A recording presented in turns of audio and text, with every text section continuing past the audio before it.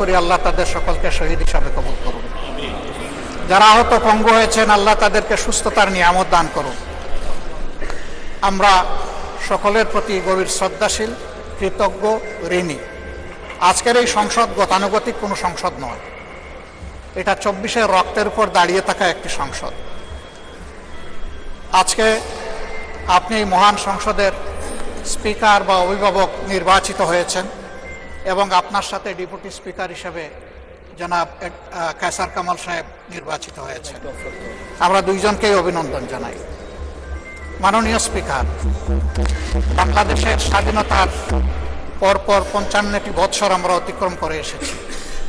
এই দেশের সংসদ এবং সংসদীয় রাজনীতি সত্যিকার অর্থে খুব কম সময়ে কার্যকর ছিল।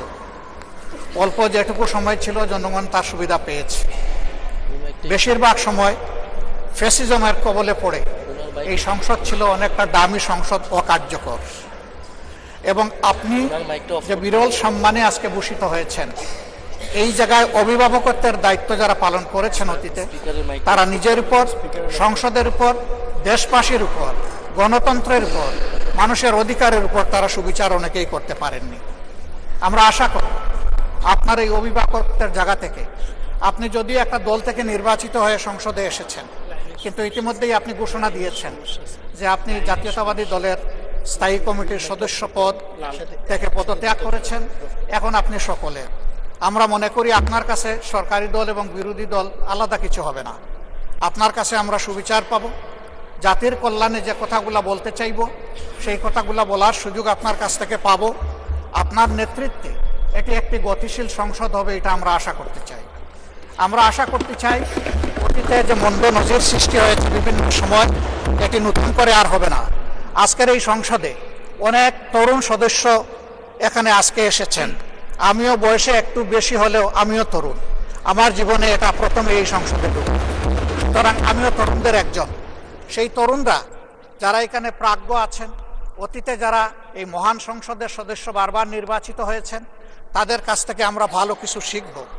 আমরা অতীতের সংসদগুলোতে দেখেছি এখানে দেশের মানুষের কল্যাণ বিবেচনায় আলোচনা না হয়ে মানুষের চরিত্র হননের জন্য এখানে বিপুল সময় ব্যয় করা হয়েছে।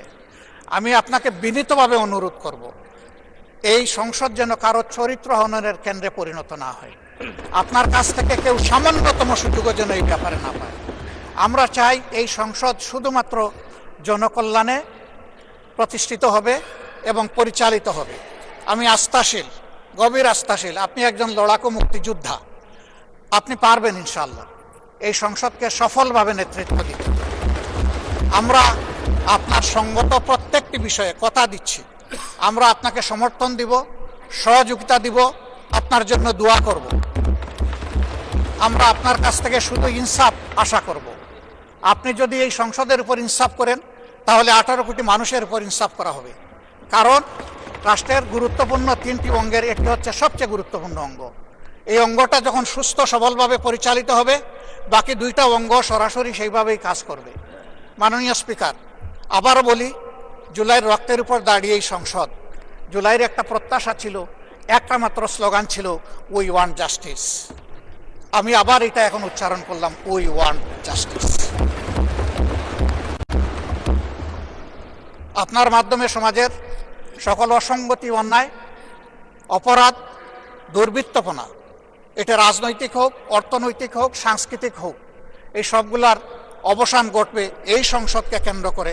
এই প্রত্যাশা ব্যক্ত করে আমি আপনার সুস্বাস্থ্য, দীর্ঘ হায়াত কামনা করছি এবং সফল নেতৃত্ব আমি কামনা করছি, যে আপনি অভিভাবক হিসাবে ইনশাআল্লাহ সফলভাবে নেতৃত্ব দিবেন।